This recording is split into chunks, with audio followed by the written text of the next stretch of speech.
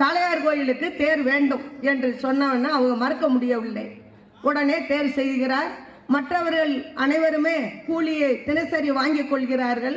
ஐயா குப்பமுத்து ஆசாரி ஐயா மட்டும் எந்த விதமான கூலியும் அவர்கள் வாங்கவில்லை. ஆனால் தேர் ரெடியாகிவிட்டது. ராசா பெரிய மருது பாண்டியர்கள் தேரில் ஏறப்போய் எல்லா அந்த ராஜாக்களுடைய அங்கிகள் அத்தனையும் போட்டு ஏறப்போயில் ஏறி உட்கார்ந்துட்டார். அது தேர் நகலவில்லை. அது எந்த நகல இந்த முக்குக்கு அடுத்த முக்கு அது வரலாறுல இருக்கு. அந்த இடத்துக்கிட்ட போகல, அது போகலை. அப்போ என்னடா காரணம், என்னப்பா தேர் அசையிலையே என்று கேட்க சின்ன மருது பாண்டியர்கிட்ட, அண்ணே குப்பமுத்து ஆசாரி ஒரு ஆள் மட்டும் கூலி வாங்கலை, அவரை கூப்பிட்டு கேட்கணும்னு சொல்லி, ஐயா ஏயா அப்படி பெரிய மருது பாண்டியர் ரொம்ப பொறுமைசாலி, சின்ன மருது பாண்டியர் ரொம்ப கோபக்காரர்.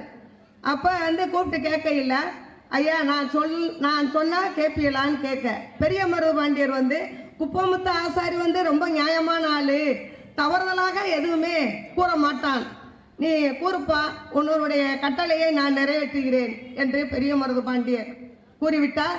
சின்ன மருது பாண்டியர் சின்னம் கொண்டு எழுந்து விட்டார். அப்பொழுது அவரை தம்பியை சமாதானம் செய்கிறார். ஏதோ ஒன்று இருக்கு, அவரே ராசாவா இருக்கட்டும் என்று அவருடைய அணிந்த அத்தனையும் குப்பமுத்து ஆசாரி ஐயாவுக்கு அணிந்து விடுகிறார். அதற்கு முன்னாடியே ஓலை சுவடி ஒன்று இடுப்பில் சொரிய வைத்துக் கொள்கிறார். ஏனென்றால் எவ்வளவு ஒரு தியாக உணர்வோடு நம்ம தமிழ்நாட்டிலேயே இந்தியாவிலேயே இருக்கிறவர் என்றால் ஐயா குப்பமுத்து ஆசாரி மட்டும்தான் என்று நான் உறுதியாக கூறுவேன். யார் ஒரு உயிருக்காக நம் உயிரை காப்பாற்ற வேண்டும் என்ற எண்ணம் எனக்கு கூட இருக்கும். ஆனால் ஐயா மன்னர் இருந்தால் மக்களை காப்பாற்றுவார். அதற்காக அந்த உயிரை நம்ம மாற்றிக்கொள்வோம் என்று எண்ணி அவர் ஏறி கொஞ்சம் அந்த கல்லை எடுத்து விடுறாங்க. நகண்ட உடனே கழுத்துல ஒரு தலை நசுங்கிடுது. ஆனால் உயிர் இருக்கு. பெரிய மருது பாண்டியர் என்ன பண்றாரு, உடனடியாக மடியில் தூக்கி போட்டு, என்ன இவ்வளவு தூரம் இப்படி ஆயிருச்சே குப்பமுத்து ஆசாரி ஐயா, உங்க உயிர் போறதுக்காகத்தான் என் உயிரை நீங்க இருந்தா என் மக்களை காப்பாற்றுவீங்க, காளையார் கோபுரத்தை காப்பாற்றுவீங்க என்று கடைசி ஆசையா சொல்லிவிட்டு இறந்து விட்டார்.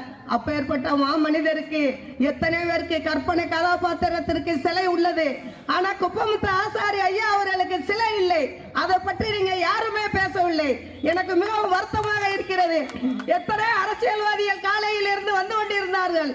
உங்களுடைய ஏதாவது வாழ்க வாழ்க என்றுதான் குரல் கொடுத்தீங்களே தவிர எங்களுக்கு குப்பமுத்து ஆசாரி ஒரு நாள் மன்னர், அவருக்கு சிலை வேண்டும் என்று ஒரு கோரிக்கை யாருமே நீங்க வைக்கவில்லை. அது எனக்கு மிகவும் வருத்தமாக இருக்கிறது. வருங்காலங்களிலே உங்களோடு நாங்களும் இணைந்து செயல்படுவோம். கண்டிப்பாக காளையார் கோயிலில் சிலை வைக்க வேண்டும் என்று கூறி விடைபெறுகிறேன். நன்றி, வணக்கம், வாழ்த்துக்கள்.